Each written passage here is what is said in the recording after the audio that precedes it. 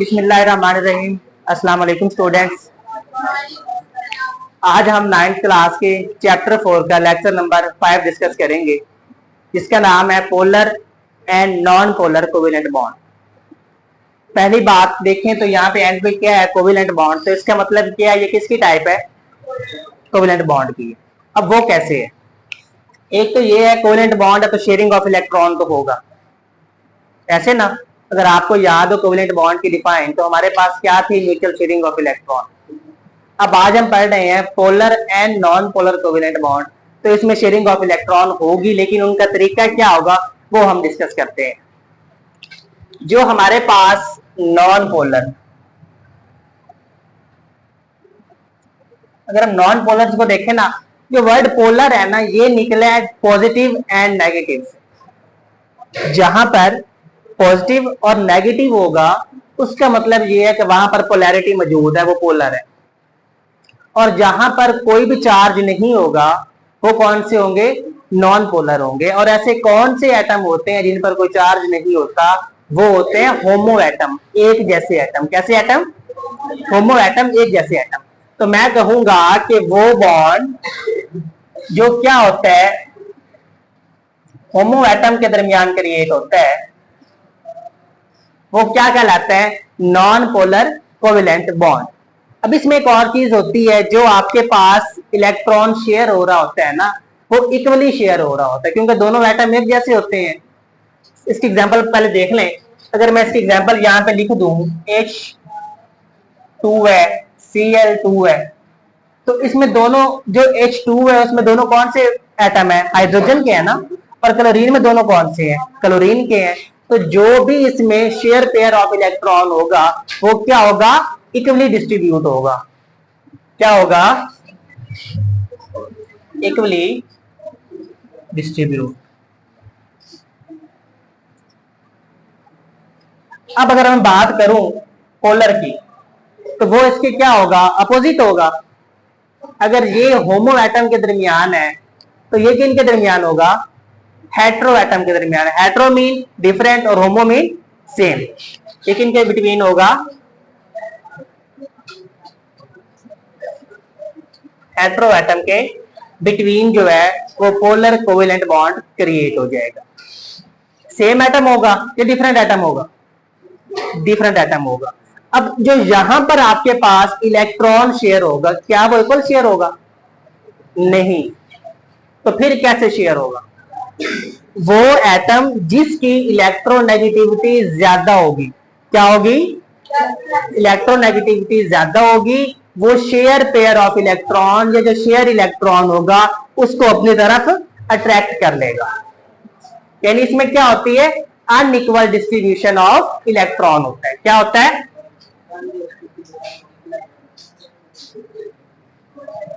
Unequal distribution of electron.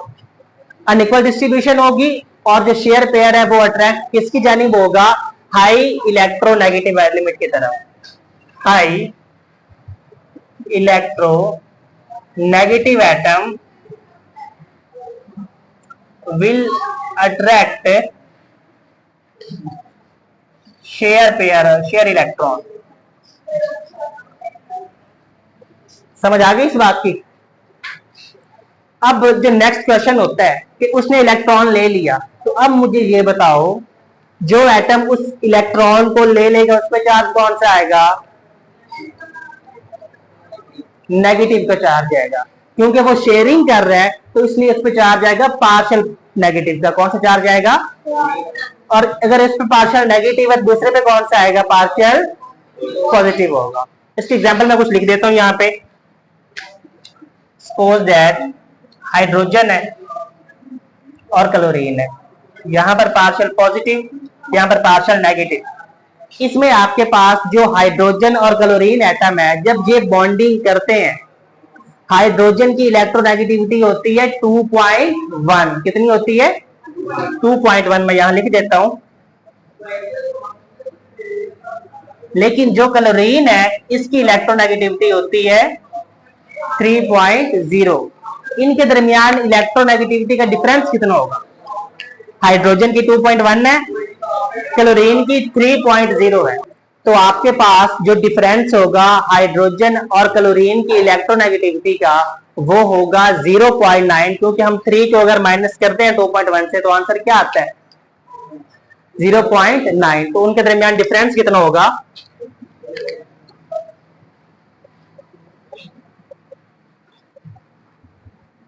0.9। अब हमारे पास ऐसे कंपाउंड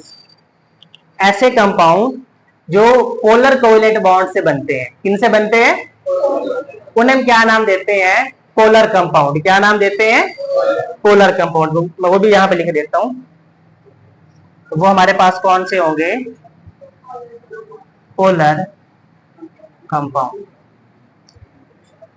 अब मैं आपको एक शॉर्ट क्वेश्चन बताने लगा हूं कि जो आपके पास इलेक्ट्रोनेगेटिविटी है, क्या आप इससे अंदाजा लगा सकते हो, इससे प्रिडिक्ट कर सकते हो कि जो रिएक्शन हो रहा है वो आयनिक होगा या फिर कोवेलेंट होगा? तो इसके लिए याद रखना है, अगर तो आपके पास जो बॉन्ड बने वो बने बिटवीन सेम एटम। कैसे बने? सेम एटम हो। इसके लिए मैं एक और चीज लिख देता हूं, गलत हो गया, लिस्ट किधर?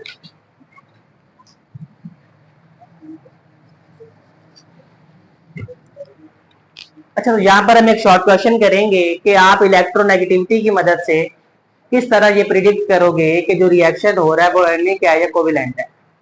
जो आपके पास पीरियोडिक टेबल में अल्किली मेटल्स हैं, कौन से? अल्किली मेटल्स।